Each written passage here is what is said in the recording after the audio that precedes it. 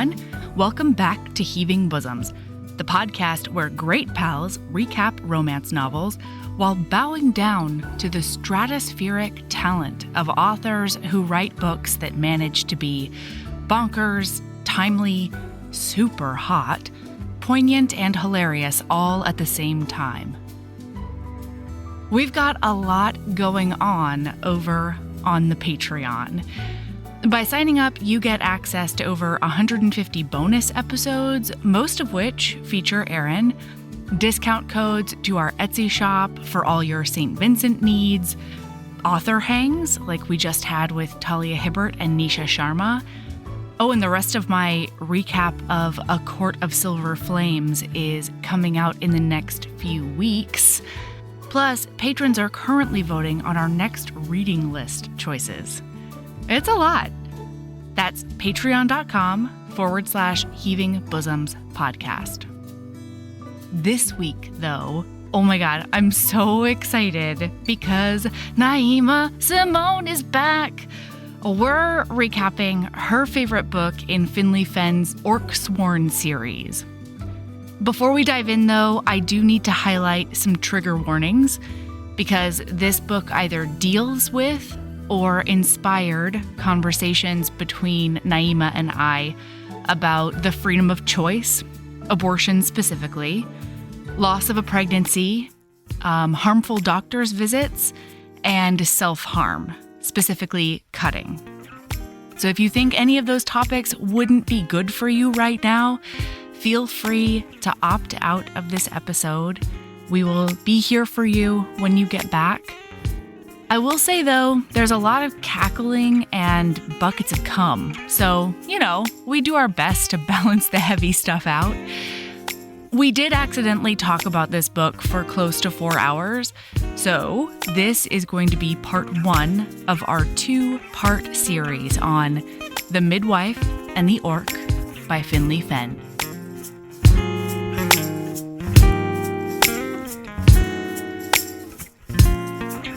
Okay, before we get into anything else, there's a story I want to tell you. Okay, go ahead. This is a Valor special. So we've got 3 nights of ridiculousness from Valor, okay? Because Ember sleeps like me, which means that he sleeps hard, he sleeps dead.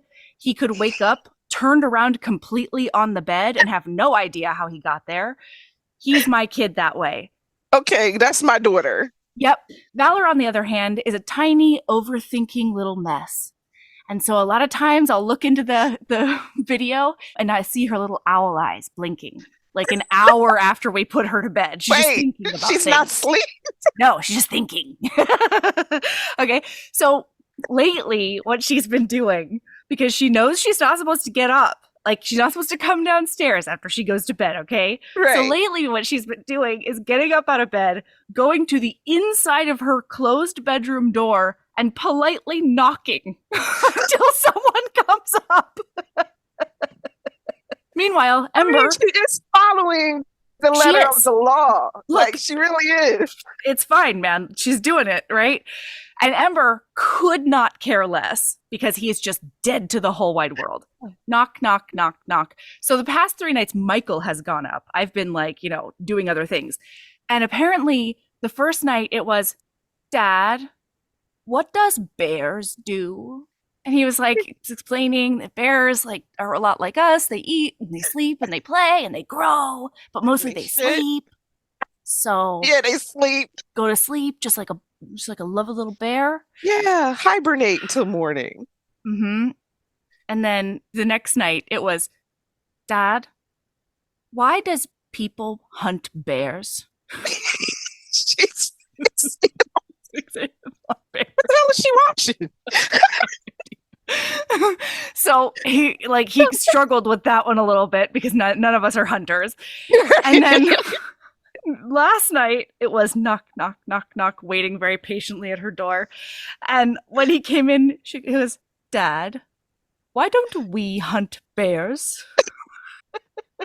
And he finally was like, Bud, what's up with the bear thing? Like, what's going on? Concerned about their lives, like their lifespan. Oh yeah. She goes, Dad, I had a dream that a bear bit me right here. and she grabbed her shoulder. So Michael's telling me this last night after some orc-induced exploits, we might say. I was showering, and he's telling me all of this, and I was like, Michael, I mean, wait till she's a teenager and she starts dreaming about bear shifters. Like, then we're going to be in trouble. That's right. We're going to be in trouble. And he looks at me and he was like, just because you're a slutty bear doesn't mean that that's a universal experience. Wait. Not versus Muppet. Now it's Slutty Bear. Oh, Slutty Bear is one of his favorite nicknames for me. And he always acts so exasperated about it. Like he's so put upon. I'm like, oh, Slutty Bear. God. He does not want to think of his kid being a slutty bear. He was very mad at me about it. He was like, nah. And I was like, Michael, she takes after me in a lot of ways. I don't know. Get ready. I just need all of us to be prepared is all I'm saying. And then you picked this. So you signed up for it. That's right. So ain't no take backsies now. You made all your choices, sir. So I don't know what got me thinking of this other than just like bears. Like what? But I really loved the fact that this hero called her witch all the time. I did too. I did. I was like, that's so hot. Especially the reason why he called her a witch. It was because she has entranced him. She has ensnared him. Yes. And then as we find out, like even before she met him, it was okay. Do you understand why this is like one of my favorites out the whole series? And oh my God. How are we have to agree on how we're going to pronounce his name. Because I don't know, and I'm probably going to jack it up, and it's probably not like how Finley Fenn imagined it when she was writing it. Listen, Finley, you got to just work with us here. Yeah. Okay. Our heart is in the right place when we pronounce it. It's true. I pronounced it Joar. Okay, I did too. Okay, I was real literal with it. Like I was like, this is the easiest way. Yeah. Well, so I always wonder about that because since I grew up in Hawaii, every single vowel was pronounced in everything I learned to read, like street signs and stuff. And so I still do that now.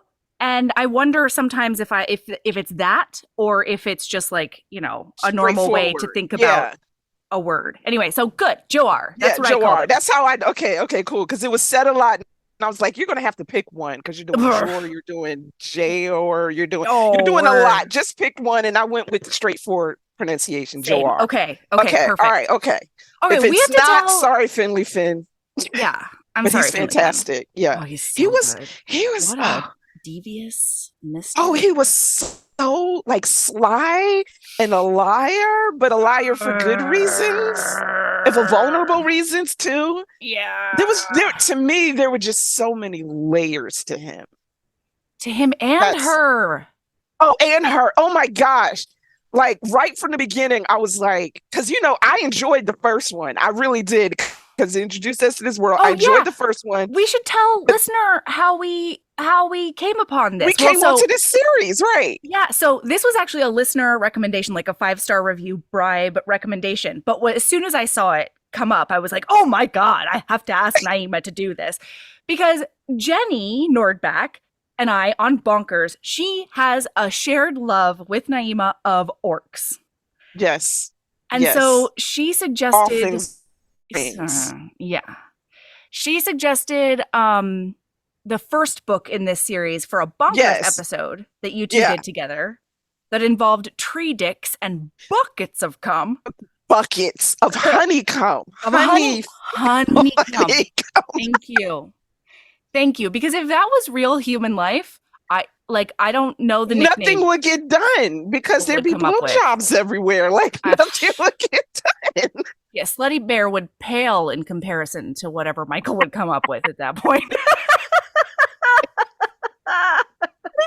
Slutty Bear take a back seat. Mama's home. Yeah, so then And then you told me a while ago that the Midwife was your favorite one because as soon as we found out during that episode, I think that there was a Midwife one. You were like, oh, I gotta read that one. And holy fuck balls, it's got just as like, it's like, it reminded me a lot of your books because like it's got angst that doesn't like that hurts but has enough heart to comfort at the same time. Yes. Oh, she did you that are so a well. master of doing that in everything you write. Like you feel the angst, but I don't feel like I'm getting hung out to dry. Yeah. That is quite the compliment. I thank you. No, thank you, frankly. Yeah, but God. She did that incredibly well. Yeah. She balanced angst, she balanced heart, so much heat, and then story. Wow. You know, it was, and to me, and I just have to preface that I enjoyed the first book, but to me, it's like her characters became more layered in this book. Like, oh my gosh, there was so much to them, including Joar. Like he had so much going on. He was and I just loved it. Shocking delight. Oh, and remember like when we first saw him in the Arison orc, like as soon as I saw him jump on top of that carriage at the end and like flick his tongue out and was doing that whole, I was like, I want to know him. And we get to know him. We get to know him. Oh my God. And I do have to say that it was kind of a raw time in my life to deal with the levels of shame and really rough self-talk that the heroine goes through. Yes, a lot. Oof. Yeah. Oof. Yeah.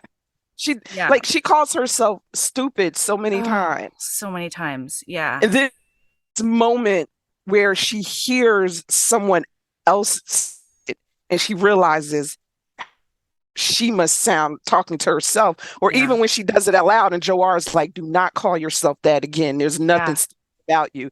And it kind of like snaps her out of it because she's hearing this powerful, strong woman call herself stupid. And she's like, no, you're not. Is this how I sound? Yeah. It was just, I just love this book, like from the very beginning, because of such relevant things in it, like with the self-harm, you know. And here's this successful, like brilliant, dedicated woman, and she's self-harming because of the pain. And because of the pain, she the needed loneliness, a release, the stress. The being misunderstood, not being heard. Like there were so many things, and this was her way of releasing. And she put that in there right from the beginning. And at that moment, I was like, oh yeah, this book is going to blow my mind. And I was not wrong. I was not wrong. I just loved it. Everything about it. From him being accepted in his clan, that warmed my heart. Like I went back and reread shit. That broke me in all the best ways. It did. Like it's sort of, it's almost a found family, but not. You know what I mean? Right, like it's a hard scrabble. I don't know. Road to acceptance. Thoughts, like because there were literal like fights. Yeah. That happened. Full out battles that happened. Yeah. Blood drawn, nose broken. Oh God. Yeah. Remember? Okay, we got to talk about this. There's also really relevant shit regarding reproductive freedom in this book. Oh my God. Finley Fenn. An abortion in this book. How fucking dare you master? My God. I know. When I read that, I was like, first of all, it was all about a woman's choice in it. Through the whole book, a woman's choice. And being shamed for being pregnant, whether, of course, it's like, they were like couched as with the orc baby, but still it was all about a woman's choice, and she was all about helping women with their choices, whether you wanted to keep it, whether you wanted to terminate the pregnancy, whatever. And then we find out she had the same situation with a man, and I was like, Finley Fenn, do the damn thing. That was a stroke of goddamn plotting genius. As far as like towing the line of because it makes sense in this. Oh my God, we're being so bad. It makes sense in that moment. Sorry, listener. What's like going on? I know. It makes sense in that moment for her to want to keep this baby, right? Yes. But that could so easily be read as like an anti-choice narrative. Right. But the fact that she had unapologetically had an abortion before with a man she knew did not care for her. Right. And was not going to be there as a parent. And she was young. Yes. And she was really young. Yeah. So she was like 16. And she knew with her father, she could probably take care of it because they're privileged. But he would have been completely irresponsible. He wouldn't have stood by her. She would have been alone at 16. And her father wasn't really present. He was there, but he was ridiculous. Her father can't see past his own asshole. Oh my God. Or a woman's. Like, it's just, he was the worst. And I even liked how she did that at the end without really changing who he was, but still making him redeemable. You know? So, Okay, listener, we're going to do this narratively now, okay? We're going to do this in a linear fashion. Kinda. Why don't we just like spoilers, and you're like, what the fuck are you talking about? So we meet Gwen, and she lives in a place that is, okay, listen, I'm going to argue this is medieval England times, but it's also paranormal orc times, but it's also Highlander times, because that's a Scottish accent, is it not? Oh, it has to be like it's a brogue. It's definitely a brogue. In my head, it was. Yeah. So it's like medieval England, Scottish Middle Earth. Yes. So that's what we're going with. Absolutely. Yeah. So we meet Gwen. She's in her teeny tiny little apartment. She is a lord's daughter, and she's trying to pack up all of her herbs, okay? Because she's fucking moving, all right? She's done. I see what you did there. She's done. She's done with her father. She's done with her betrothed. Yeah, hard quotation marks on that one. Oof. Yeah, really. Oh, what a piece of work. Yeah, and by that I mean a piece of shit. Yeah. So she is like fed up, and she's like, "I'm out." My great aunt left me this house with a garden where I can see women freely because I'm a midwife. I'm doing my thing, and I'm a damn good one, and I can grow my herbs and my plants. Yeah. So peace out. Yeah. And she learns because her dad is sort of cajoling her about moving, not wanting her to move, wanting to make sure he can keep his thumb upon her for as long as possible. Yes. And he's like, oh, this is probably very clever of you, huh? Because, you're teaching Roy what he's going to be missing because that's her. Because it's always about a man. Betrothed. And his nickname is Roy, okay? Because his first name is Royal. Royal. And I wanted to fart on everything. Royal. I mean, the name is as pretentious as he is. Truly, right? It's perfect. Oh, it's perfect. It's perfect. But he's been like her dad's like ward and mentee and stuff for his whole life. Yeah, right. And they've always been betrothed since they were like children. Right. And she's finally done with it because he is a philandering asshole who cares about nobody but himself. Yeah. Like when after they'd had sex, because they have a sexual relationship. Yeah. And after they have sex, the sweat isn't even cool on her skin. And there's a knock at the door from another woman wanting to join in or take her place. Like, I don't think. And he doesn't say like, I'm sorry, I am entertaining company right now. He laughs and he says, my bed's full right now, but come back later. And why we can make it happen. So fucking dick. And he's done this forever. He's the one who got her pregnant at 16 because nobody else was paying any attention to her. And so he saw an unguided, insecure emotionally girl. Abandoned. Yeah. And boy, did he pounce on that. Oh. Yeah. And so she's finally, her mother's dead. And her father is, and that was the only person who like really like showed her affection and attention and care. Absolutely. So yeah, Roy just pounced right on in there. Oof. And literally and figuratively. Yeah. Yeah. And we don't find this out until like 60% into the book, but he got her pregnant, and without consulting anyone, she went to get a solution to terminate the pregnancy with a local midwife. And that's how she discovered midwifery and her life of her love of plants, her purpose. Oh, just her passion in life, just caring for women. Okay. Yeah, because she wanted no other woman to be in the situation that she was. Absolutely. Without options. Yep. And her whole thing is, you can make any choice you want, but it needs to be an informed and free choice. Yes. Oh, it was so brilliant how Finley Fenn did that. It's brilliant. So relevant. It's and so the dad, we find out in this conversation, he's being like a little bit sheepish about what he and his lord cronies have been doing regarding laws to oppress Highlander time orcs. And the newest thing, shocking enough, is targeting the women who are pregnant with orc babies. Yeah. Oh. Because they're like, why does that sound familiar? I can't really put my finger on it, but it's there. Access. So his whole thing is they're going to Missouri. It's Mississippi,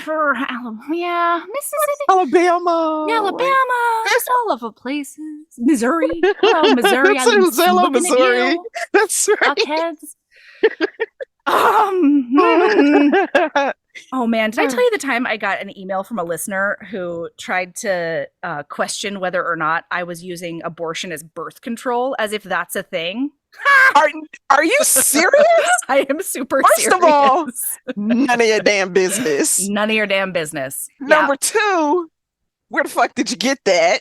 Quite presumptuous of you. It is very presumptuous. I will say that she got it from me because one of the many times that abortion has been attacked, I said, anybody who wants to, like, please donate to abortion funds so that women can access it, because I know that it's really unhealthy and scary for me to have another kid, because I had such a scary postpartum experience with Valor. Yeah. And I don't want to go into that dark headspace again. And so I was like, I'm lucky though, because in New Jersey, if I get pregnant, I can terminate it, and it's no problem. And I have the means to terminate it, and I have the support of my family, and all of that. And a lot of people fucking don't. And so this person emails me and is like, I'm really hoping that it's not what it sounded like and you're not using abortion as birth control. And I'm like, birth control fucking fails. Of course I'm on birth control. If I have easy access to abortion, of course I'm also on birth control. Because fun fact, I'm another one of the lucky ones. And the birth control helps my hormonal mental-ish. Right, right. At the very least, it keeps it regular. So anyway, I'm so sorry. How did I get on that tangent? I didn't respond to the email. Oh, see, when I get shit like that, now I've never gotten like shit like that, but when I get shit like holier than thou shit like that, I don't respond either, because I'm not going to give you I'm not going to give you the pleasure of that. Not doing it. Not going to do it. Nope. But yeah, hello, that's not a measure of birth control. No, okay, it's ludicrous.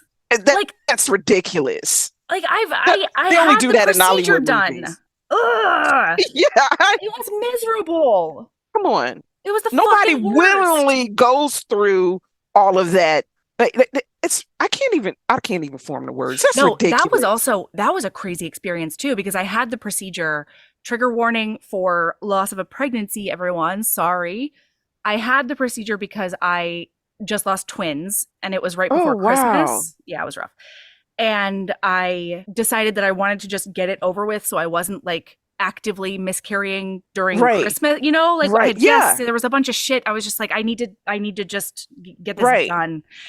So I did that, and so I had the DNC. See, when I went back, I got shamed by the doctor. It was bananas. And your doctor? No, not my doctor. One of the physicians at the birth control or the abortion clinic. Are you serious? The women's health clinic. It was nuts. He looked at Why are you there? He looked at, and I cannot tell you the way that I quietly just like trembling rage, just verbally took him down. I hope piece by piece, and there was nothing left of the asshole. The best Maybe part, just the asshole. Oh, absolutely. The best part was that there was a woman standing in the room with us, as like a safety measure, I think. Right. Because male doctor. It didn't work. Well, it did. There's more than the physical way to harm a patient. Absolutely. As he proved. Yeah, but it did, because as I was very, very articulately raging at him, she was just standing at the wall, looking at the floor and smiling. Very, very tiny little smile. You know, all that tells me that was not the first time that he did that bullshit. No. That's what it tells me. Because I'm sorry, what he did, he looked at me and he said, "All right, so how can we make sure that you're not coming in here to do this again?" And I said, "I'm sorry, is that how you're asking me whether or not I want birth control? Are you serious? You're looking at a woman who just had a miscarriage and implying that it was my fault and that I somehow lost the pregnancy because of something I did is bananas." Okay, I'm getting hot. He was so lucky I'm not a person who like throws hands. Yeah. Or had a blade nearby. Because he would have been slapped. I'm shaking now just thinking about it. I'm hot, and it didn't even happen to me. Yeah. Oh, I was so angry. Who says that? It's one thing for a misinformed, ignorant asshole to say that. Yes. It's another thing for a professional, a doctor who's supposed to be that in that clinic care. Yeah. And you say some shit like that, you're in the wrong place. You're not only in the wrong place, you're in the wrong profession. It was nuts. Get the fuck out of here. After I very quietly told him that the reason I was there and how inappropriate his question was because of my exact situation, I also pivoted and said, but even if this wasn't my situation and this was my 5th fucking voluntary abortion, you cannot talk to patients like this. This is just ask, would you like me to prescribe you birth control? That's a very easy way to start the fucking conversation. It uses less words, which means you're not talking as much. So let's practice this. Oh, he needs to be gone. Can you imagine the number of women he's shamed? Yeah, I did report him. He just met the right. That's what I'm talking about. What I'm talking about. And I called the right one that day to make sure the managers knew what happened, because it was absolutely atrocious. All the women who came before you and you did that too, and all the women that hopefully did not have to suffer that after you are like, ma'am. He needs to be in another profession. And preferably in another state, like out west. Just be a nose doctor or something. Like, you don't have to deal with uteri. Any part of the body that doesn't reproduce. Dermatology. Be a foot doctor. Be a foot doctor. Yeah. Nails. Why don't you be what's the one that the prostate people? Why don't you go be a prostate doctor? Do that because you have a lot in common. You do what you're looking at, and so much knowledge. Look at you.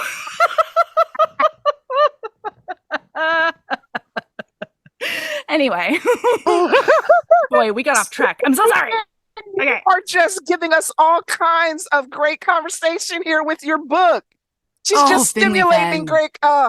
She did the damn thing with this book. Honestly, it's fucking genius. It's fucking masterful. So she finds out, I'm so sorry, that the dad is trying to target women to be like, you can either testify publicly about being an orc fucker who's pregnant when everybody hates an orc fucker around here. Yes, because you'll get a lot of mercy and understanding and compassion. Yeah.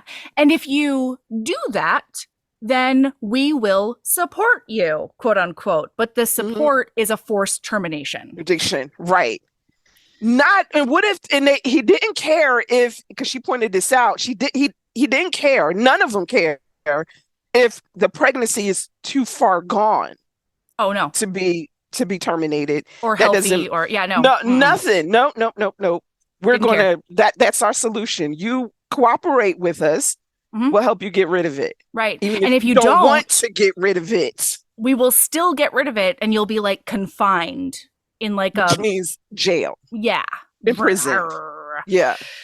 So she's Great like, options. Dad. Oh yeah. Oh no. Just vistas of options that are just making me smile so much. So she's like, Dad, this is atrocious. This is the worst thing. This is like the worst thing of all the horrendous things you've done. She holds nothing back when she talks about it. But God, I love her. she holds nothing back because she's so blunt and straightforward. But with her father, it just does this. Oh, right over his head. Yeah, because He's every like time Teflon to insults. Yeah. And she even says, like, Dad, if you don't stop this bill, we're not having a relationship because I cannot I can't in good conscience talk to you ever again. I can't talk to a monster again.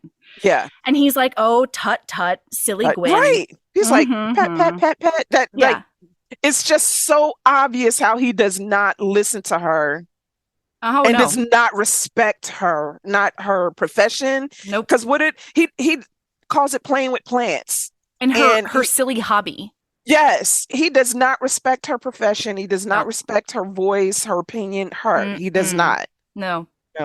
So then Roy shows up, and the issue with her moving away is A, she's not quite under that thumb, you know? Oh, definitely.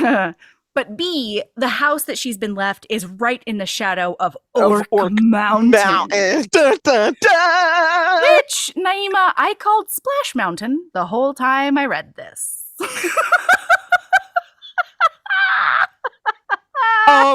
That's fair. It's a joyride of cum, everybody. Such a ride. Oh my God, I think that has to be a category for the Rating Embrace next year. Splash Mountain. Yo, if you don't, I'm gonna be disappointed.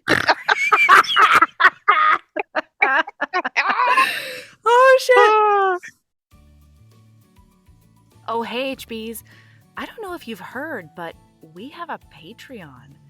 For as little as $5 a month, you get over 150 bonus episodes, most of which include Aaron, videos of regular episodes, author hangouts, and so much more. Do you want to hear Aaron and I recap every single episode of Crash Landing on You? What about a little film called Psycho Stripper? Do you want more recaps of ridiculous Thanksgiving and other holiday books and movies? And how do you feel about Naima Simone and I recapping amazing reality TV? All of that and more is on the Patreon. There's so much content at your fingertips as soon as you sign up. Seriously, hours and hours. Anyway, it's patreon.com/Heaving Bosoms Podcast if you want to check it out. And of course, that link is in the show notes. Keep being a badass. So these two patronizing assholes are like, you get 1 month down there. You get 1 month of freedom like times. She's a kid. Yeah. And then you're getting dragged back here so we can get this whole wedding thing on. Even though he has dragged his feet all these years, mind you, years. Because she's not young. Like she's not like she's 20 like 26? or 21. Yeah. And he's dragged his feet all this time on getting married to her. But when she's going off for a month, now suddenly it's like he wants to lock it down. Yeah. Get back here, and if I got to come get you, and we're going to get married, and you're going to have my babies, and stop this tomfoolery of a hobby that you have. Yes. And meanwhile, his whole deal is, I'm doing you a favor. Sure. Yeah. I'm being a selfish asshole. Worded. Yeah. And I'm like cheating on you all over the place, but I'm telling you to your face. Yeah. Everybody else hides it. Right. I was like, did I just read that? Like, just the audacity. Just find a person who wants an open relationship. She is not one of those people. Yeah, and she keeps telling him that, and she keeps telling him, "I'm not getting married to you." No, not listening to that either. Oh no, he's like, "Oh, tut tut, 1 month, TikTok." Yeah.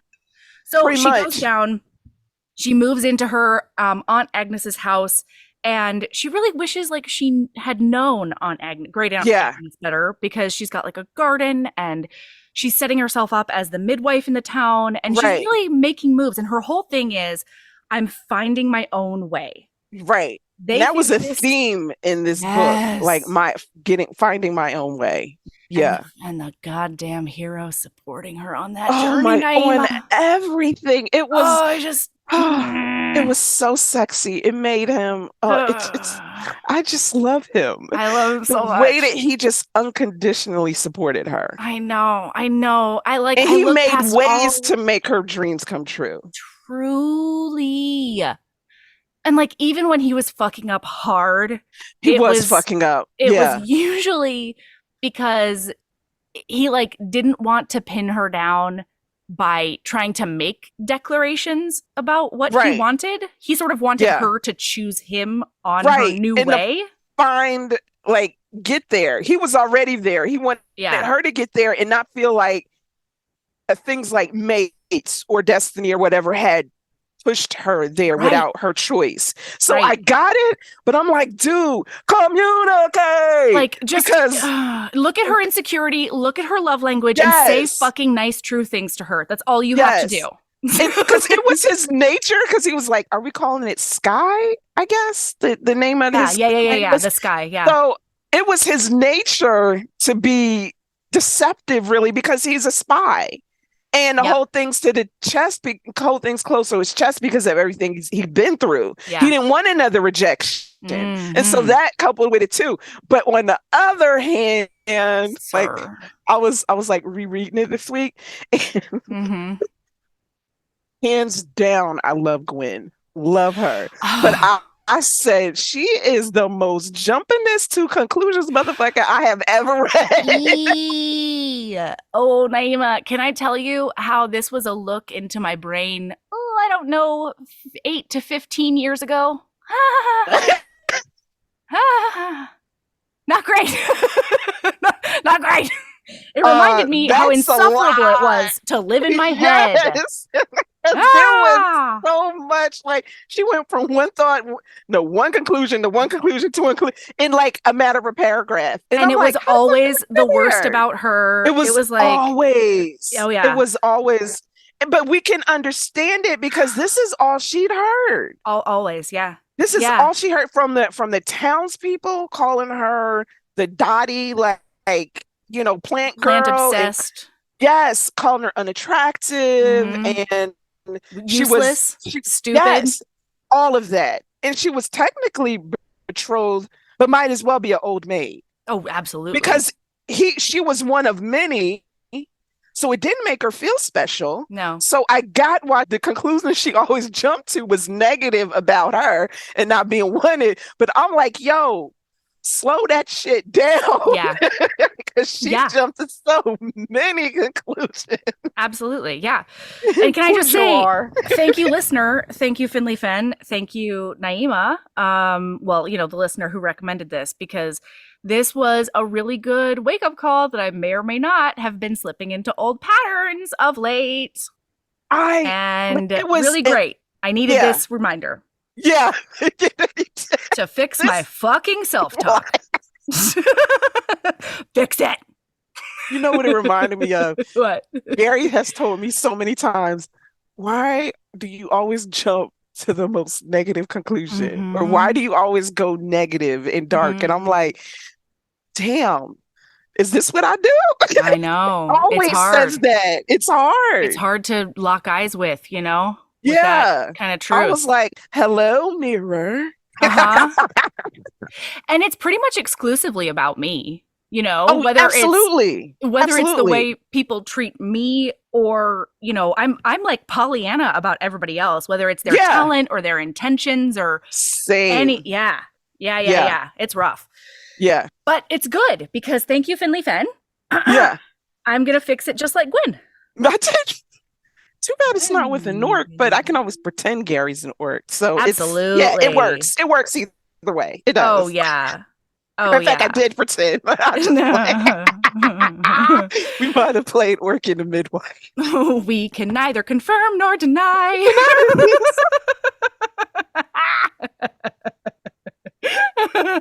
took a ride to Splash Mountain, Naima. Okay? Why do you want me to cover you in cum? I don't understand. I don't what. Okay. He's like 23 years in. I'm just gonna go with it. We just doing something new. Okay. All right. Oh, it's so fun. Okay. Wow, she's just giving out all the blessings, huh? I'm not just truly. You did it, girl. You did it. So okay. So listen, she's like, I've been here for a few weeks and I've heard about all these orcs and how dangerous they are and all the things. Right. Roaming. Roaming but bands of orcs. She keeps saying this like in the beginning, but that the treaty prevents men from hunting them. So the treaty is in place. She actually believes people are following this treaty. I know, sweet bear. Isn't that a whole thing? I was like, she's loving so you, innocent in spite of everything she's seen. Yeah, she's a rule follower. You know what I mean? So and she expects everybody else to be, even though she knows her father. But absolutely, yeah, absolutely. So then all of a sudden, just like she decides one day that like she needs a crossbow. Oh shit! How am I going to protect myself? She gets the crossbow because she's like in her kitchen. And the door busts open, and she's like, "Oh shit! There's an orc." Oh, that's right. Yeah, I thought she got it before he came, but she didn't. She got it because of him. Oh, that's right. So this fucking orc, the shirtless orc, just kicks in her goddamn door. Trousers hanging down from his hips. It's just shaggy shoulder length hair. And a necklace that looks like it has a tooth hanging from it. Big old tooth. Big old fang. Wow. Okay. And he keeps touching it like in a meaningful way that she can't understand. And I was like, is this from like at first I was like, is this from like his Is this his dad? Is this his dead like, dad? Right. Like I thought it was something like this. Like this is something like I love a man in a chain. You know what I mean? So I'm like, it's that. Like who doesn't love a man in a necklace? Totally. But so I was thinking this was something like special to him. Yeah. And it is, but like it is in a way, but not the way that we like think. Sentimental and cherished. No, at all. Which I thought was a stroke of genius too. It just because that would be expected. It would be expected. And I thought we were going to have this whole story about the meaning behind it. And we did, but not in the way we thought. Yeah. I know. She comes at you from the side. Lateral thinker is Finley Fenn. Holy shit. I love her. Like comes her out brain. of the goddamn bushes. Didn't ever expect her. Ow. Yeah. So he's like, he doesn't say anything, and he like saunters up to her, and she's like, I don't know. He busts up in there like it's his house. Honestly, she's like, I need to close the door, but then he'd already closed it. Yes, and she didn't even notice it. Why? Because we're struck dumb by the sight of this hot orc and the scent. There's scent play. There's scent kink in this book. Delicious. It's just. It's sweet, out of this world. It's oh god. And she finds out because he drops the news that her Aunt Agnes was an orc fucker. Yeah, into her 80s. She's like, Aunt Agnes? Go ahead, Aunt Agnes. Aunt Agnes, get your freak on in the nursing home. I know it. And she's like, with you? And he was like, no, ma'am. Okay, how are we pronouncing this clan? Bautul is how I did it. Bautul. Okay, all right. I'll go with that. Bautul. And he's like, no, but other ones have visited here. And she's like, she fucked a lot of orcs. And it turns out, no, she just had a boyfriend. She just had a monogamous orc boyfriend. She did, but he could smell he could scent it. She couldn't, of course, but his clansmen there. Yeah. So he informs her of that, and she's like, the fuck? And she realizes he comes bearing gifts though. Yeah, because she sasses him hard, and she's like, this is fucked. Even though she's afraid. She is like, I love her. She's not back down. she's like, it's like when I looked at that police officer, I said, can I help you? I don't appreciate you coming into my dorm room. She does that, but she says you could have knocked. And a lot of time, a guest will bring a gift. It's like, "Ba-ba-da." And then he holds out And a it's not just any chasteberry. gift. Yes, it's not a bottle of wine to be expected, right? No. It's a rare plant, Oh, that very expensive plant. medicinal plant. And automatically her mind, yes. And automatically her mind is going, not like, oh shit, there's an orc still standing in my kitchen, but how can I use this? Where did he get it? Does he have any more? Like her brain just automatically goes there. And it's so fabulous. Like It's when so her brain good. isn't jumping to conclusions to see I how the know. other ways that it works. I know. And I love that he came with that because it automatically made him different. You know, Mhm. it like automatically you knew there was something different about this orc. He paid attention. Oh, he paid And- attention. and it was everything so- about her. Everything. God damn it. Yeah. And she's like, was this just like a fluke? Like Yeah. how How did he know? how would he like why would I this is a very specific gift to specifically me. Yeah, And it must be coincidence though, because nobody pays attention to me or goes above and beyond for me. right. That is Here the she goes. conclusion she does jump to. Yes, yes. Anyway, so she's like, get out right now.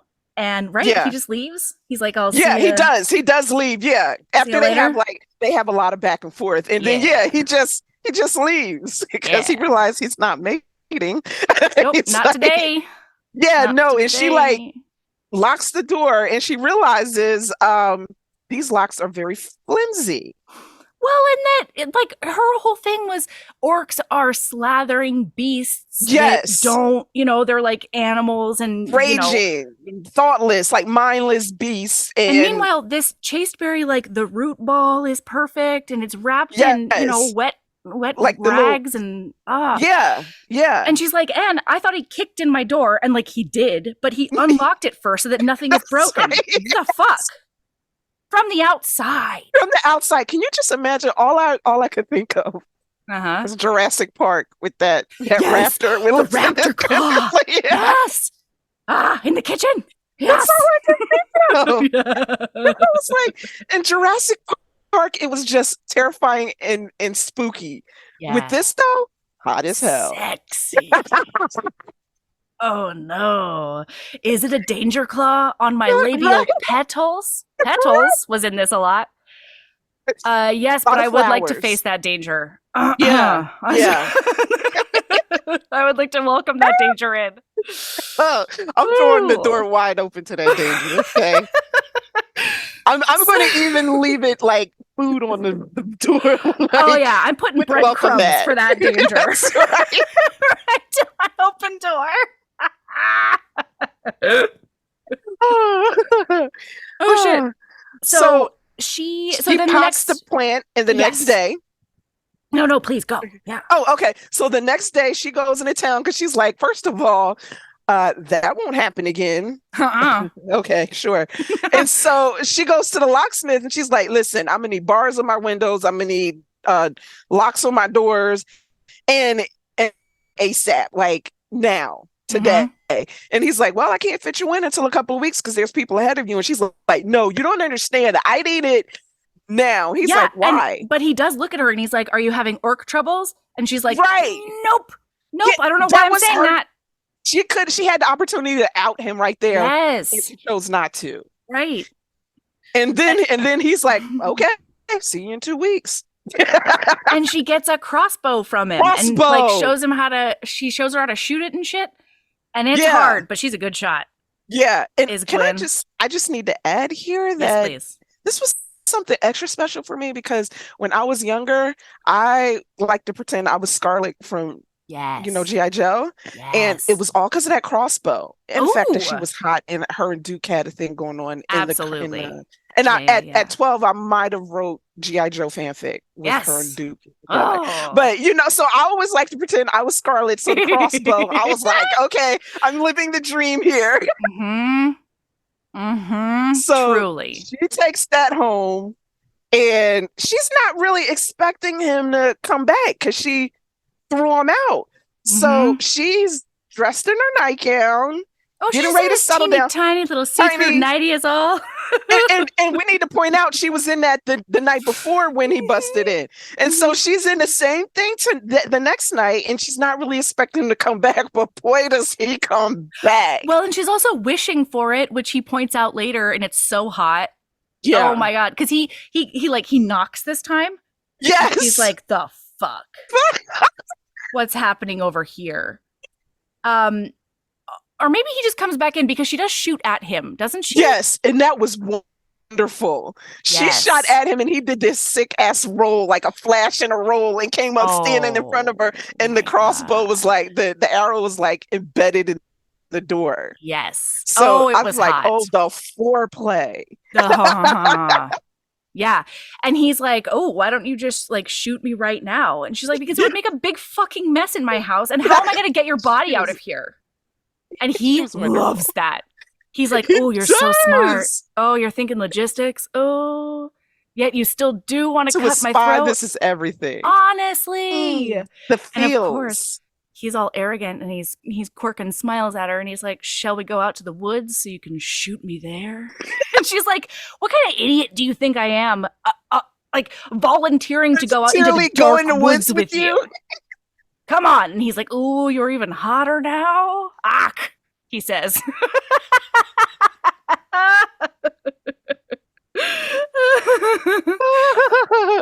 So this is, you're right. Once again, he leaves after some excellent banter.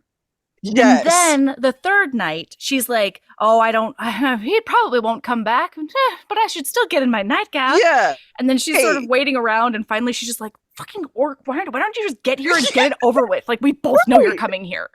And that's when he knocks. He knocks on the door. And she answers it. Ooh. And he sees her in her night, and he's like, me. Mm-hmm. He was like, are you expecting me to come back? He said, you wish for me? Wish for me? Want me to come? Oh, boy. Oh, it's so good. So then... Yeah. Oh, I love the way he talks. I love the way he talks. Mm-hmm. Yeah, it's like this broken English brogue. Yeah. It's fantastic. Yeah. And it's hilarious because, like, it seems like even though everybody lives in Orc Mountain, the cultures of the clans are separated enough that some of them speak perfect English. Yes. And like the librarian master. One. That doesn't make Finley Fenn. Oh, yeah, we do have to chat about this. The spy master is the one who doesn't speak fluid languages. Because you would think he would because of all the spying he does. So many spying right? that he does. So many listening to people's talk. Right. Why are we sounding like, what's the name? The little green person. Yoda's. Oh, sorry. Yeah, why are we sounding like Yoda's? Yeah. No, but you know what I do think? I think Jawor is cool enough that it might just be a stylistic choice. You know what I mean?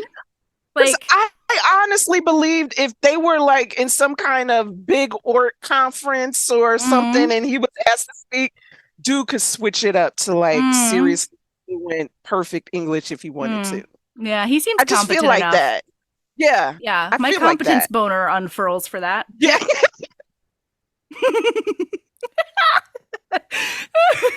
There is a competence boner though. Oh yeah, absolutely. Okay, sorry. So then he's like, now he's just like grabbing up on his junk, being like, "You wish for me? You want me inside you? You want to see all this? You want to see what I'm packing? You like?" And she can't say no. She does like. She does. There's no two ways around it, Naima. She likes a lot.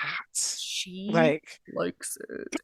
And we got to see how much. Oh, man. And so he like lifts her up onto the counter and he does a big go down on her. Oh, my God. And was it a big one? Because, he has a big tongue. Oh, he's got a big black tongue. Yeah. And here's the thing, like, and what strangely I really appreciated. Because Roy could be like the worst lover ever because he's a selfish prick. Yeah. But she says that that's one of the reasons she's so like enthralled. Because he's good and he introduced her to sex. Yeah. And his sex is fantastic, which makes sense because he's fucking everybody. Everybody wants it. Yeah. So, but she's like outdone by his tongue game. Like done, like better than Roy. Mm-hmm. And she can, oh God, listener, every once in a while in the book, every time, like when he's going down on her, she can hear him gulping down her sweetness. I'm like, yo. Like tongue all up her canal, gulping shit down. Yeah. Incredible stuff. Incredible stuff. The detail in all these love scenes was but yeah, this first one was hot as hell. Oh my God. Yeah. And then he gets up and he's like, now we mate. Yeah. Yeah. Right. She's like, she's thinking as like just fucking. Yeah. Dude is literal. Like, yeah, I think. I don't know. We find out point, like right? Later because he keeps saying this like throughout the book. I told you. Yeah. But she was misinterpreting what he said, and he's being quite literal. Yeah. And because he knew, well, we're jumping ahead, but he knew before they even met, before he even got this assignment, that she was his mate. Mm-hmm. Like he wanted to claim her. I don't know. He wanted to claim her. I think he knew that subconsciously, but we find out, I think the next time they see each other, that the whole plan at first was for him to fuck her, get her pregnant, and then right. force her to have the law come down on her so that the Lord would be like, never mind law, hate law now. Right. Don't like it when it applies to my daughter. Yeah. Either one. Yeah. Yeah. Well, both, because it would have happened. As if true. Absolutely. Yeah. I mean, I don't even know. I think he might have sacrificed his daughter onto the altar of this. Honestly, prejudice. Maybe we just don't know about this guy, like because he's an idiot. Yeah.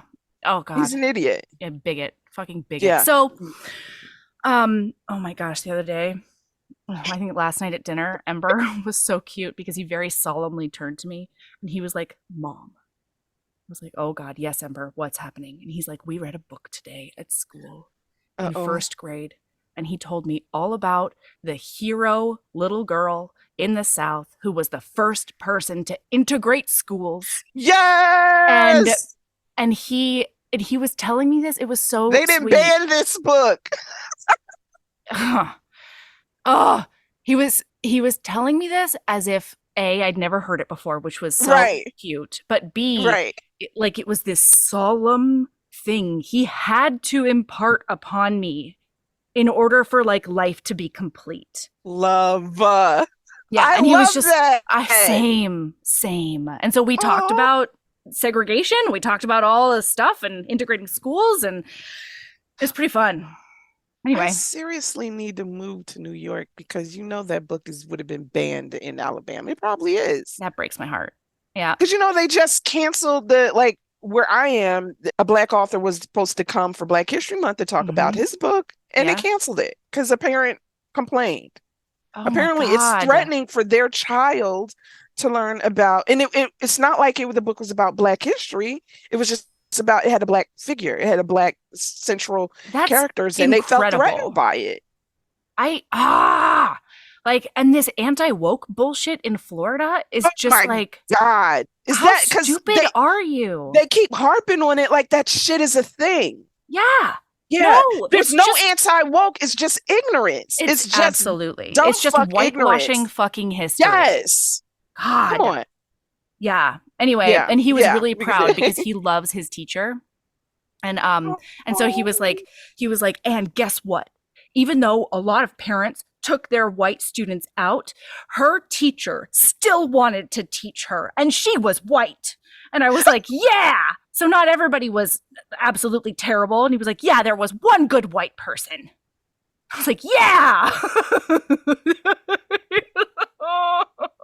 One good white person. Yeah. I'm not going to sugarcoat that shit. You're my good white person, Melody.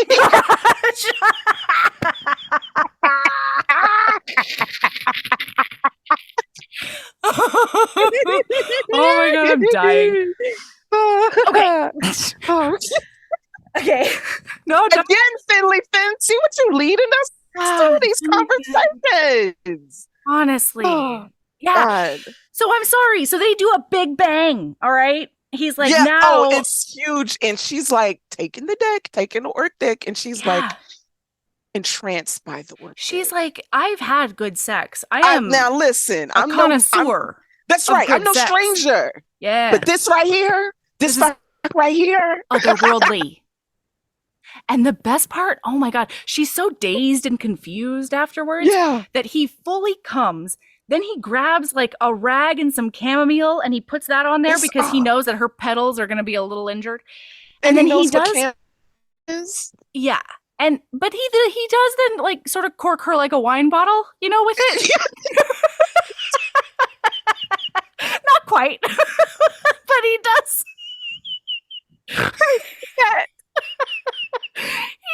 I'm never going to read any of these books the same way again after reading. Like I'm not, the next book, I'm just not going to see Orc Mountain. I'm going to see Splash Mountain.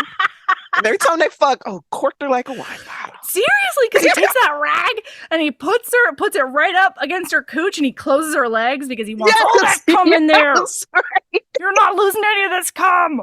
And this is precious commodity, lady. Honestly, and it will just splash out of her. Yeah. Oh, it will champagne. Like a spurt. Oh, because apparently that's what orc seed does. It just like, I mean, there's so much of it. There's not enough, vagina to hold it all in. Yeah. So it just leaks and it spurts and then it streams. It streams down the thighs. And then it pools and then it pools on the floor. Like,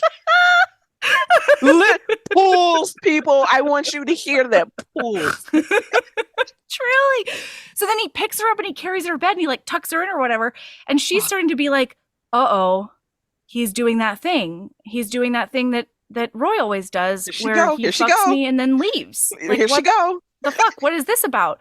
Yeah, and then he got what he wanted. Yeah. And so she turns around and she starts crying and she's like, you knew, didn't you? You knew the whole time. You knew who my dad was and you did this because of my dad.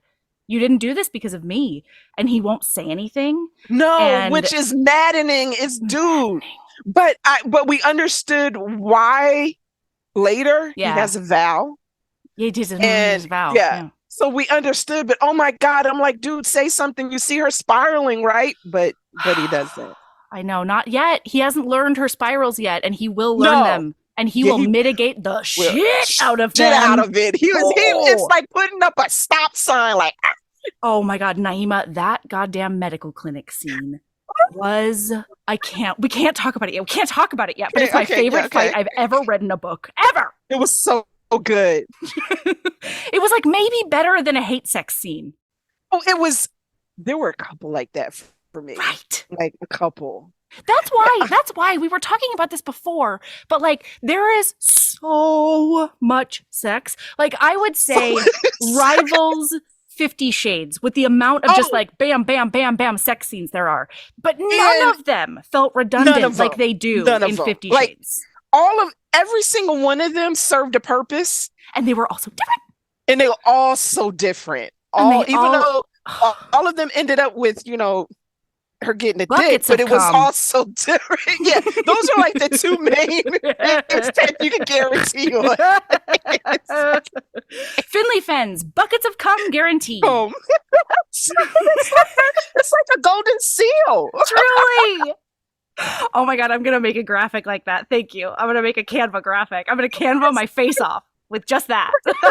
It sure looks like foil. It looks like foil. I'm gonna do my best. Cum guarantee. I'm gonna do my best.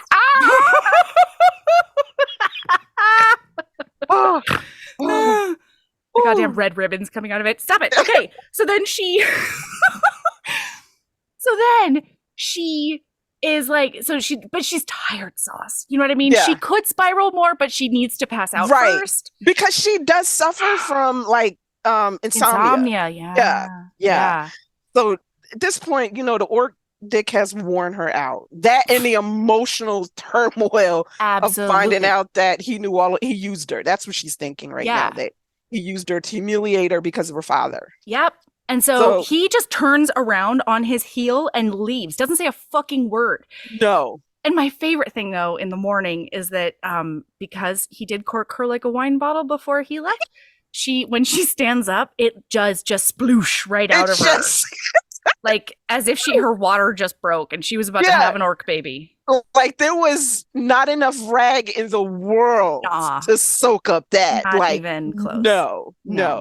Yeah. This is just it was. I was like, yo. Mm-hmm. Hey HBs, I started an Etsy store. Did you know? Right now, it's full of all the St. Vincent items you need. Because St. Vincent is thoughtful and cozy all year round. We've got a book sleeve to keep your books, planners, e-readers, or really anything else safe when you're on the go. The inside is fuzzy, and they feel so incredibly lush in your hands. I went round and round with the manufacturers to make sure I had just the right thickness. Those feature art of St. Vincent and Evie during their carriage adventure that was painted by the amazing Mayara Faraz on one side, and then I created a St. Vincent Would Always wreath on the other side that has a bunch of little Easter egg items in it. There's a St. Vincent Would Always warm brick enamel pin. It's like, if you know, you know. I designed a special edition Marriage of Convenience candle that is specific to Devil in Winter, with the help of HB Jen at Post Pouring Company. It combines dark amber for St. Vincent and rosewood for Evie, and it smells so delicious. It's hard to even wrap my brain around. So if you want to treat yourself or be the St. Vincent you want to see in the world by getting a care package for a friend, check out our Etsy store. The link is in the show notes. So then there's like a pounding on the door, and it turns out Roy is there. The first time he's ever made an effort in his fucking life for her. To follow her? To like chase her? And now he's there. And it's not close. It's like, it's not around the corner. No. It's a few towns over. Like this is, and he's there and he's being a prick as usual. Yeah, and but he is trying to like get her into bed, and he's like, "Oh, he's going to take care of you in bed." And she's like, Normally, I would be really tempted by that. Because I'm a slutty bear. Thank you, Gwen. Gwen is also a slutty bear. But not after she's just had orc seed stream out of her and had the walls knocked down last night. Nope. You're gonna, it's gonna be like a little twig going through an air tunnel if he tries to go in there now. It's not happening. She ain't feeling a fucking thing if he goes up in there. Not at all. Yeah. Yeah. And she's like, if both people are going to use me and abuse me, I may as well get like lightning orgasms out of it. Yeah. That's right. Right. So turn around, Roy. Bye. Yeah, hit it. But and he does not take rejection well. Because he's used to her falling in line, I think, or not, but just like crumbling to whatever he wants. And she's like, no, I'm not going home. I told you I'm I'm not done having with sex with you. That's right. We're done. We're not getting married. And he's not trying to hear that. No, and his true colors start to show through the cracks. Came right on out. Yeah. Because he's like, you are going to marry me. Loves. Yeah. You have 22 days. And if you don't come back to our town to marry me, I will come down here and burn this all down. Burn the motherfucker down. The house, the garden, you will lose it all. And I will drag you back home. Yeah. And you will still marry me. Yeah. And so she's like, oh, that got real dark real quick. Wow. We went to a place. That I have not. Because even she says, I knew he was like hard. He could be. He'd never been that way with her before. Right. So she knew he had that side of him, or not even that dark a side, but she's seen him be, glimpses. Yeah, but not with her. And not that dark, that fast. No. It's like, it went left real quick. And she learned that he didn't even take the trip down there for her specifically. No. There are a bunch of soldiers outside her house. And so he wants to bang her while they're out there just waiting in the sun. Yeah. Like, he's also a selfish leader as well as Absolutely. Like, seriously, dude? No, it's bananas. So as she's gotten like stressed throughout the book up until this point, we've seen her doing a bit of self-harm. So we do have a self-harm trigger warning. I'll put it at the top of the episode as well. But like she'll take some of her prickly plants and like scrape it down her forearms and, you know, stuff like that. So her stress reaction to this is to go outside and weed a bunch of thistle by hand, which was no gloves. Wow. Ouch. Yeah. Oh man, I felt and they're all viscerally. sticking in her palms and they're inflamed, and she keeps going. Like she deliberately like grabbed like a bunch of it, and then like the pain just like flashes through her, and she feels relief. She can control. It just goes down to that pinpoint of pain. Yeah, and she's like, it's not overwhelming anymore. Right. It's not circling me. It's not suffocating. It's just because this the pain focuses her. Yeah, and she can concentrate on that instead of like this whirlwind of emotion, like overload. Yeah, and so she's just like weeding, picking up. And the thorns or like the thistles or whatever just sticking in her palm, and she keeps going. And then she does look over her shoulder, and there is an orc sitting on a bench. Yes, and oh my God, he was so silent, just appearing there, watching her. And I was just like, and he was not happy with her. He was not happy with her at all. Big mad. He was big mad at her. Why is he mad? And because so she's hurting herself. Yeah. Yes. And also confused because he has learned to only expect the worst, especially out of humans, but also out of everybody else. Yeah. And so he was like, what I don't understand is you could have outed me just now. You could have sent that whole yeah, you could have fucked him in there. Absolutely. Yeah. You could have sent that whole brigade of soldiers after me, hunt me. Yep. And all my kin and everything. But he's like, you honored me in both of those ways. You kept my secret, and you didn't give yourself to him after, you know, us. And it's great because like he knows in his mind she had every right to. He has, absolutely. You know, he couldn't be mad if she did. He would just be disappointed. And so then he's like, as he's talking to her, he's like taking thistles out of her hand, and then he licks it. Then he's like, lick. Yeah, he like not only licks her hand, but he moves her sleeve up, and he sees like the one from earlier, and he licks that too. He starts healing her forearm, and she's like, "Oh my God!" He saw, because her forearm is also just like dappled in old scars as well. Right. So, and he's like, he's looking at it, and he'll look at her, and she's like, he's judging me like everybody else does. He's just judging me so hard. Yeah. And she's embarrassed and humiliated, and she doesn't know what to do. And he's like, well, how are we going to stop that whole burn down your whole garden situation? Yeah, like, right. I overheard. And it just like brings all the like the rage and helplessness and the powerlessness back, and she like grabs her hair, like you know how we do, we'll like grab, but she pulls out like a clump, like a bloody clump right out of her scalp, and he like grabs her wrist and is like, don't do that. Yeah, he's like, stop hurting yourself. He is like, he's mad about that. And what does he do? Oh God. He licks her scalp. Wait, Naima, before that, wait. He could just simply lick her scalp, but I think he has seen the movie Secretary, okay? Because he looks at her, he's got both of her wrists in one hand, and he says, kneel. Oh my God. And she's like, I want to do that. I do. Do that. And I'm like, girl, hit that ground with your all of us want to. We are with you, friend. We are not questioning your life choices. No judgment here. So she does hit her knees, and then he does lick her scalp up. And then he says, that was one of the sweetest moments I've ever read. When he licked her scalp.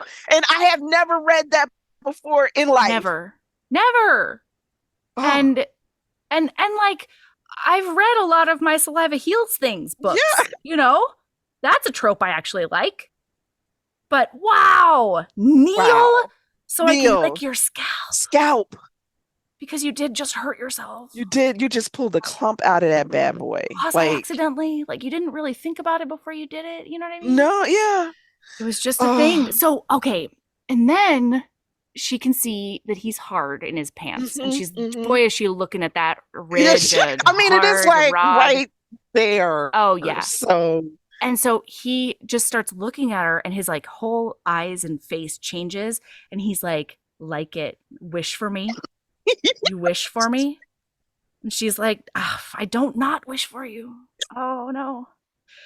And then he just pulls his cock and bollocks out, okay? Because, boy, you're always talking about him swinging his hefty balls around. Yeah. Ooh, those clackers on him. Some. Yeah. And he's always like, she's showing her, like, look at all this cum in my balls. I think right now is when we tell our listeners that orcs have zero body shame. It's amazing. Like, none. They're all exhibitionists. Yeah. No problem just whipping it out. Yep. Anytime, any situation, no matter who's around. They have no body shame. They have no sexual shame. No modesty. None. No modesty. None. They are all about sex positivity. Yes. Yes. Doesn't matter the gender. Nothing. No, nothing. They are. Look, these they're liberated. They're truly sex positive. Yeah. Yes, they are. Absolutely. Yeah. And she, surprisingly, is full of Puritan shame. And so she knows she wants it, right? But she's also feeling like humiliated and debased. And she also really likes that. And that's also very hot at the same time. Yes. And then she was really confused about how the hot debasedness could be hot.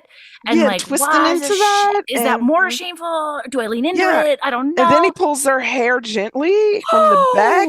And it's like game on. Thoughts. Yeah. It's like. Which like, been there. Like just a grounding touch, no matter what kind, you know? Yes. Where you just feel like you're off the ground in anxiety or whatever, and just like some sort of touch. And just boy, hair pulling is a hot one. Yes, it really is. And for her too, because he instinctively kind of understands. Well, and he's paying attention. Yes. He pays attention to everything about her. Yeah. Because it makes you wonder. Her father, Roy has seen her fucking naked how many times and has no clue that she self-harms. Nope. None. He's with her three nights, has been watching her. He knows. Yep. He sees it. He notices what she's doing. Mm-hmm. Yeah. That just goes to show the difference between him and other men in her life. Yeah. And it also, what I really liked about the combination of these factors is that Finley Fenn also presents this in a very non-judgmental way. Yes. Like, not only does the hero absolutely not judge her, but the hero then notices the connection between pain and relief that she feels. And his whole thing, the whole book is just like, find another way. Find another way. We can another way that won't hurt you. Yeah. We can capture this in a way, we can get you the same relief without you actively harming yourself, even if it still hurts. Like, I'm fine because we with can it still turn hurting. that. Yes. But it's not endangering you. Exactly. Yeah. And like that made me so goddamn happy because, you know, cutting, people feel so much shame around it. And I get that. And it is something that if it's an unhealthy thing, it can be incredibly unhealthy. Right. And it's the motivation behind it. I think the reason behind it, because there are people who enjoy cutting because they enjoy it. Like some sex play, like blood play, whatever. Absolutely. But her reason for cutting herself was not healthy. No, like it's turning her self-hatred literally onto her body. Right. And so, like that's the, I mean, and doing it and being secretive about it. Yes. And, just harboring all that shame. Right. There was so much shame with it. Right. Yeah. And especially given she's a medical professional too. Yeah. So there was, and he got all that and he noticed it and he never, ever judged her about it. Never. No. At one point in the book, God damn it, he says, like, I don't want to smell blood on you unless I'm the one who draws it. Yes, and boy did he. Boy did he. It's so hot. And it was hot. It was so hot. I don't know what anybody wants from me, Finley Fenn. It was hot. It was hot. I'm sorry. So okay, yeah. And so that's why he pulled her hair. Like, yes. Yeah. He grounds her. But without her. He's like, you want this? Do you want this? Like, I don't know, in your mouth maybe? And she's like, I need to gobble that cock. Damn. And she's like, if Roy ever did one thing for me, he trained me really, really well. That's right. How to deep throat this. That's right. She deep throats a fucking orc. Yo. And he's not small. Like, he's not small, but I also want to say, I'm just going to say he's bigger than Roy. Like, I'm just going to say it. Yeah. Totally. But I don't think he's like book one hero big. He's not a tree. No. Because that's not his physique either. Right. So he's leaner. Like, wide-shouldered, but leaner, wiry. And so, yeah, he's not Grimmar. He's not like, a log in his pants. Absolutely. Like, it's more than baby arm, I'd say. Like, still. breaking, yeah. But she's not breaking her jaw. She's not, like, unhinging her jaw like a snake. You know what I mean? That's right. Yeah. Can she breathe? No. Okay? But he knows that, and he takes care of it. He pulls out the right room. It's great. And he's like, breath when you're going to get honey orc seed, it's kind of overrated. Come on. Absolutely. Yeah, you could take it. Yeah. And he's like, you're a witch. Like, this is fucking magic. And at one point, he's like trying to be really careful with her. And she like grabs his ass cheeks and just like forces him down her throat. And he's like, oh my God. Everything has changed. Everything's changed. My whole world. It's upside down now. It just switched. It just switched. I found the meaning of life. It's down her throat. The tonsils. I don't know what else to say, really. He thinks to himself. Like, my whole life has found meaning in this moment. Absolutely. And I get that. And it's all in her throat. Yes. And then he does come down her throat, like all the way down it. He laps it up, like, because of course it pulls because listen, that's a lot of cum, like, so yeah. Like, so it's like kind of like, thank God she hadn't eaten that day yet. You know what I mean? Right, there was room in that gut, like so, and she was hungry, no breakfast. Wow. So listen. And she's like, give me that honeycomb. Like, I gotta slurp it down. And then... Give me that honey love. Oh, my God. I'm going to gift that, I think. I'm going to try to gift that. See if... Do gifts have sounds? I'm just going to loop a video. Maybe that'll be the new Heaving Bosoms theme song. Give me that honey love. Honey love. Okay, and then, so there's cum coming down her chin, and he does another sexy thing I didn't know I wanted, and he takes his hand, and he just wipes it up her cheek and into her hair. I was like, yo, part of me is like, is that going to be, like, is it going to, when it dries, is it going to be hard, like sticky? But then I I was like, do I care? I don't think I care. It can't be the new gel. It's like this is hot as hell. Crunch it up. Get a little curl in that hair. Get some waves. That's right.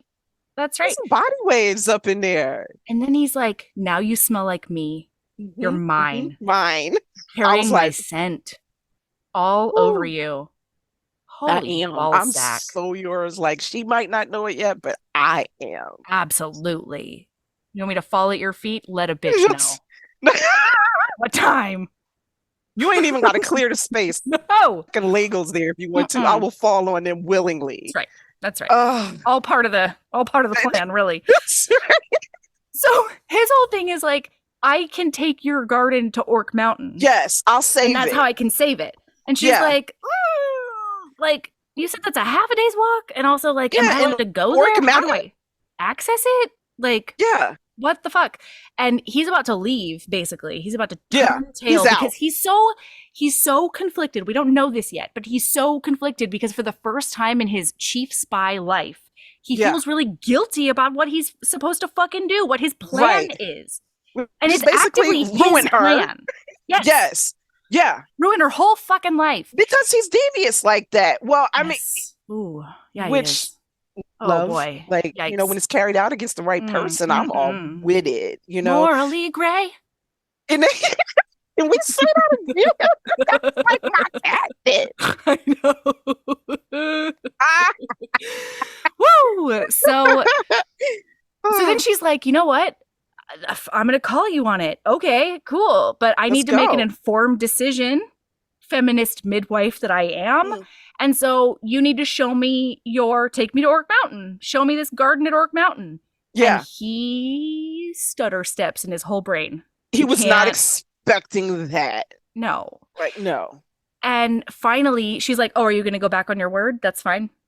Don't worry about it. Everybody does. I know. Yeah. Why should you be any different just because you're an orc? Ooh, gauntlet like you have thrown. Oh my God. And he's like, I never go back on my word. I'm like, let's okay. go. Okay then. Oh my God. So it's supposed to be like a half-day trip. He's real big mad about this. Yeah. And as she asks, they're like walking away from her house. And as she asks him about her great aunt Agnes, because she didn't know her very well, she finds out that he knew her and like she gave him the freedom to use her garden as he wished. Right. So here she goes jumping to another conclusion. I mean, it's a logical one. Thank you. It is. It makes sense. It does. None of her conclusion jumping was irrational. No. It was just that she did it like a lot and it was always negative. Like it. Yeah. And it spiraled quickly. And I'm like, damn, I got whiplash. Absolutely. But what I did like is that a lot of the time there was a kernel of truth in her spiral. Oh, absolutely. Like it was not baseless. Absolutely. No, it wasn't, it wasn't irrational. Right. It was logical, and it was also a teensy bit true, but like you could add complicating layers on top of it and not think you're like a hideous beast. Right. I mean, I think that's what made it believable because like everything did have that seed of truth. You could see why she believed that, because he wasn't the most he was like one of those people like, you better ask me the right question. You have to ask the exact otherwise right I'm not going to tell you. This like man you better like went to a fae school. Yeah. God damn it. And he did. Like he was so perfect at it. He was the pro at this. Yeah. And so things were constantly being revealed and she's like, why didn't you tell me? Yeah. That was like the thing. Why didn't you tell me? Why weren't you honest? Like, think about what I said. I sort of did. I did. It's not my fault. You didn't ask any clarifying questions. Or right. Like pick up what I was throwing down.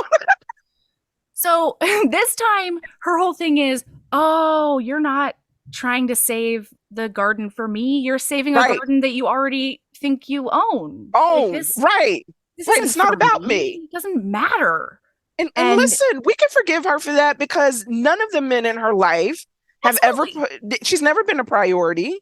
Yeah. She's never been the reason behind their actions, even when those actions included her or revolved around her. Right. Like Roy just came to her house pretending like it was about her, but he wasn't even there for her. Like, no, it was a stop on the way to where he was going. Like, it's basically like, I'm in the area. Your second thought. Honestly. So she's not forgiven for jumping to that conclusion. It was just she did it off to him. Well, but I love her though, because she's just like, fuck that and fuck you. Yes. Fix it on my own. She turns around and she's like going back, and he puts a hand on her shoulder and he's like, I'm not just doing this for the garden. Like, I have a garden. I don't need another. Come on. Yeah. And his garden was amazing. Incredible. The garden of my goddamn dreams. Yeah. And I don't even like the garden, and I would hang out there. Absolutely. Like, absolutely. So and it was just rustic enough to be like orc. Oh, right. So like, good. It was written perfectly. Wilds enough, like to be orc, like unorganized but organized. Like it was, it was great. Yeah, chaotic organization. It really what it was. It was because he is a chaotic neutral. He really is. Yeah. He really is. Yeah. So she's like, okay, fine. And as they're walking again, he like sniffs on the air and he's like, hold up, wait a minute. There are some mushrooms over here. Cuts off a big old log of mushrooms. And then he takes her crossbow and he does just leap into a tree because apparently that's a thing. Oh, and it was a great thing. It made my loins clench. Honestly. Absolutely. Like, he's like, I mean, it's way better and more believable, frankly, than like the Twilight scene. Even though she sort of did the Twilight scene here. Yeah, but it better.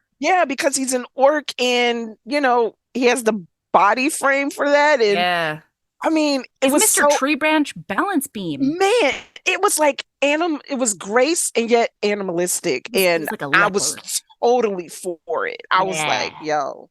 So he does shoot her a grouse, and then he makes fire with his claws. Who doesn't like a male to hunt for them? I'm sorry, like call me sexist or whatever, but I don't want to get my hands dirty cleaning it. Oh yeah. I'm just gonna be honest. He skinned it. Like he took that claw and he skinned it after throwing a raw chunk in his mouth. I was like, won't be kissing you anytime soon. But Naima, my favorite thing. Oh my god, my favorite thing about this. Oh shit. I might have to stop recording to tell you this. I think this is like a deep friendship thing, not a podcast thing. Okay, yeah, like stop recording. I'll set it up and then I'll move on. So write that shit down so you don't forget. Don't worry about it. Okay, yeah. No, but my favorite thing was when she this is pulling back the curtain too much for public consumption. Y'all can't handle the curtain being pulled back. I can. Oh my god. Rip that bitch off. Okay. My favorite part about the scene was he's like, there's some sage over there. Will you please go get it? She does. And then she's like, I wonder if she's going to like stuff it up its butt or something while he cooks it. No. He puts it in his mouth. He chews it up and he does slather that all over that bird. And she is first so disgusted. And he was like, basically, you've had my tongue and my dick in your mouth. Why are you disgusted? I'm sorry. Your belly is currently full of my seed. Like, this is gross. This is like one of the least intrusive things of mine that has been inside you, and you're freaking out. Absolutely, yeah. So she's like, well, how dare you? Also, this is delicious. It is really the best thing I've ever eaten. He can cook, man. He can cook. Yeah. Spices, cooking. That was one of the hottest things in the book too. He was so obsessed with feeding her. It didn't stop here. It was like even when they were at work now and she was working, he was like, listen, you got to stop because I got to feed you and you got to rest. Yeah. It cooked for her. Like, man, all those scenes where when they get to the garden and he like climbs her up into that tree and they just eat like on those platforms. Can I tell you, one of my favorite memories about my childhood in Hawaii was my friend Pua had an avocado tree. And so we would both love that. Okay, so we would both go up there under the age of 9, probably starting at around 5 or 6. Yeah. I don't know why we were allowed to do this, but we would both go up there with knives. We both have knives in our hands. We both have knives at 9. Well, we did need the knives so that we could sit there and just pick avocados and cut them open and eat them right there. And then pick another avocado and cut it open and eat it right there. That's in the tree. Awesome. No. Why did they give small children knives, though? I don't know. Like where was the 90s at that point. Right. Like, feels wrong now. But whatever. It was awesome. It wasn't the 80s or the 70s. Yeah. Nobody ever got impaled. I will say that. We were really good. So yeah, y'all were pros at it. You must. Yeah. God. Just as many avocados as I could fit into my tiny belly. Oh, it was so that yummy. Sounds amazing. Truly. It really was. Yeah. So this book took you back. I had another friend who had a mango tree. Oh, I love mangoes. Gary made me love mangoes. Oh, he introduced me to them. And like island mangoes are different. They are otherworldly. Really? Good. I believe it. I believe it. Yeah. And apple bananas? Oh, I've never had it. I didn't even know that was a thing. They're like these teeny tiny little bananas that are tart and sweet, like a really juicy, yummy, like almost like a Honey Crisp apple is sort of the taste. Yeah. It's really amazing. Okay. Anyway, sorry. Okay. Wow. She does this to us. Like, this is what she's doing. All the things. All of it. So then he does start kicking that fire. He's doing a big piss on the fire. That's hilarious. Right. That was hilarious. I was so like, wait, we're doing pee play or what? Like, we're doing honestly. Play? No, he just whipped it out and peed on it. Yeah, he's doing the sprinkler, but with actual pee. Everybody, no music at all. All right. And then he looks. Not even just mine. And yeah, that was probably the size. That's what it looked like. Yeah, the actual footage. That's right. Mm-hmm. The ratio of that, I'm telling you. Yeah. This is just a very accurate reenactment, is all.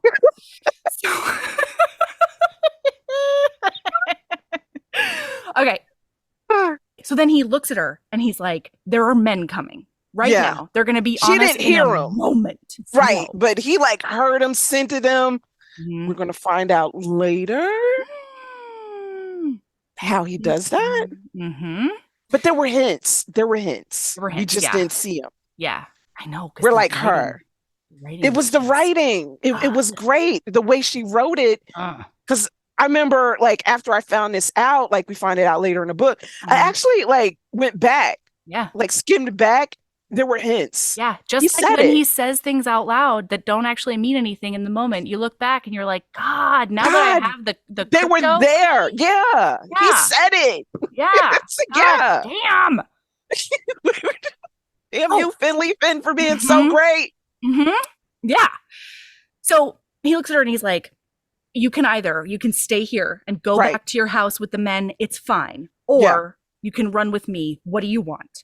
And so even knowing that these are like, they're bearing down on them, knowing they could be upon him in any second, he's still waiting for her to choose. Say it. And she chooses to run. The whole book was about choice. Yes. The whole book was about choice. And like the bad bitch we know she is, she chooses to run. Yes. Yes. So she gets on his back like a Bella spider monkey. Okay. And he does an orc run through those woods. Listen! Oh my God.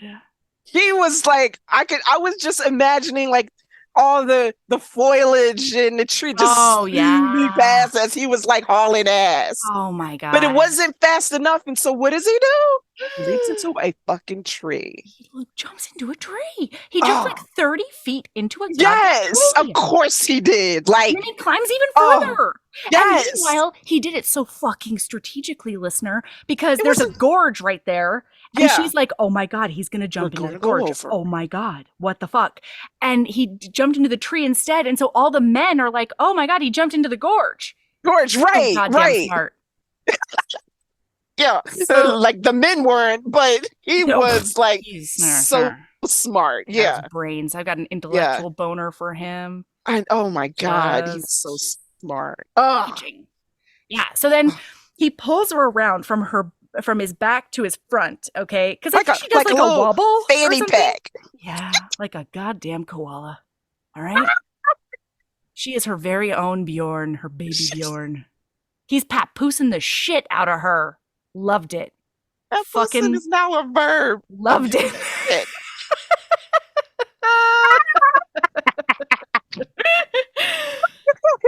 Oh my God. And so they're really quiet. And then I don't remember what happened, but why does it just like shifted? Like the energy shifted because her skirt, like his hand is on her ass, like holding her up against the tree. Yeah. And he's like even telling her to be quiet because something happened. I forget. I think they're like underneath something. And they're like origin underneath and like, where'd he go? You go down to the gorge, whatever. We're going to circle back. They're right underneath them. And she makes a sound because. No, not yet. First, he's just like, whoa, wait, hold on. Is that a very Proximus cunt next to my dick? Is that a sentence that makes any sense? It's so weird. I mean, we're papoosing, now we're Proximus. No, I mean, am I Roman today? Anyway, so Proximus, Octavius. It's Spartacus. a word. It's a word. So, and his hand is like on her ass. Yeah. Like, and so then he gets like this mischievous glint in his eyes, and you always know something good's gonna happen after that. Sums up. Something's about to come when he gets that little glint and his mouth quirks. And he did that quirk. Oh. Goddamn quirk.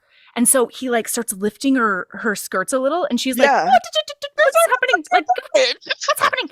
And he stops, and then he looks at her, and they're having this like eye conversation about fucking.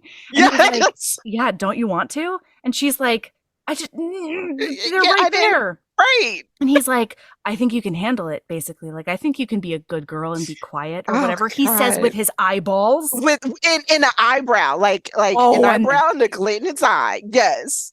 And he's saying finally, all the things. She sort of like nods and smiles, and he's like, that's right. My girl. So he picks up her whole skirt, and then they just start having sex against that Fucking tree. Against the tree while the men are underneath. Oh my God. There are bloodhounds underneath. He has his hand over her mouth too. And I was like, oh my God. Okay, I can honestly say, I don't think if I have, I'm not remembering it. I don't think I've read tree fucking with I don't think I have. I don't think I have. I don't think I have. That scene was so memorable to me because of what happens later. Holy fuck balls. Finley Fenn. Fucking genius. God, so he just so pushes the envelope with the crazy, like the bananas. Like I do too. It is to my bones. I just can't tell you how many times my mouth did this. Yes. Listener, I was reading this book, trying to finish it at night before I went to bed. I did fall asleep, and Michael came up later to get into bed.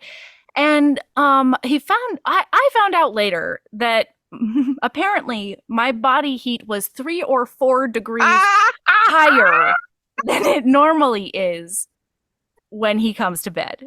And I can just say that's a physiological response to Finley Fenn, you know? He raises that core temp. Jesus. You know? Oh boy. Yeah. So so they're fucking, and then he's got his hand over her mouth, and then Finley Fenn writes it fucking perfectly because she has him take his hand off because he trusts her to care for him too and stay quiet. Yeah, and not give their position away. Yeah. So she makes her come like a freight train, the quietest freight train you've ever seen in your life. Just the steam was just like quietly whistling. Okay. Oh my God. Like a sound only dogs could hear coming out of her ears. No wonder the dogs were howling. Like those dogs were fucking useless. Yikes. Wow, dogs. Okay. So, and then he comes, and then he's just like inner still. Oh my God, inner still. Yeah. And then he looks at her, and he's got this like wow, what did we just pull off together kind of look on his face. And then he kisses her, and that's what makes her go, Yeah. Dumbass. And they're like, what? Yep. It came from over here. Oh no! There's definitely something over here. So now he has to figure out a way to get out of this because they're getting closer and closer. You know, they're right under the tree they're standing on. So he's like, you need to wait here. He's looking at some pine cones that are like, I don't know, 6 feet above them or something. Yeah. So he's like, you need to get down and stand against this wall when he takes his cock out of her. Listener. It's sploosh, okay? But it splooshes in a way that hits tree branches and so dissipates everything into tiny droplets. And it rains all over it. And what do the men say? It's not raining, is it? Oh my God. They just splattered with orc cum. Hot orc seed, everybody, okay? Is it really? And so then he like that jumps up. So fucking hilarious. I can't, especially when he tells her later. Later on at some point, she says like, I don't even know what you think of me or whatever, and and he basically says like, I don't know a witch woman who could rain my own seed upon my enemies. That's right. Except you. It was one of the most romantic. Honestly. And it was goofy romance, which is the sweet spot. It was like the funny version of a man, of like a warrior saying, I have tasted the blood of my enemies in my mouth. Like, it was like that version of it. Oh, God. It made me so happy. It was so hilarious. That was so good. So then he gets a pine cone and he like throws it away. And they're like, whoa, it's 60 feet this way. Yonder, let's go. And all the idiotic men run away. Yeah. And so then he does like put her back. He papooses her again. Yeah. And he gets her down, and then they get across the gorge. They have this moment before then where they just fall out laughing together. Yeah, when they get across the gorge, he's just like, "Wow, I can't believe that happened." And it was like the first moment that they had levity together. Yes. And it was so great. Like that Common, she was not grossed out by that at all. She saw the humor in it just like he did. And that was going to be like their joke. The pine cones. And this was going to be like their running joke throughout the rest of the book. Yeah. You know? Yeah. So sweet. And so like, sweet. I don't know. Like, Finley Fenn, what's more romance than pulling a prank on a dumb fuck together? I know. That's right. Oh. It would bond me. Like, oh my God, it's so good. Yeah. Oh, I'm so sorry. I think I actually feel bad. But, I mean, we have to stop at raining cum, right? This felt like the most natural place to take a pause and give you the opportunity to go read the book. Because, oh my God, book is so good. We'll be back next week for part 2, which manages to be just as, if not more, fantastic. So we will chat next Monday. Until then, keep being a badass and love yourself as much as you love the romance of pranking a bigot together. Feels so good.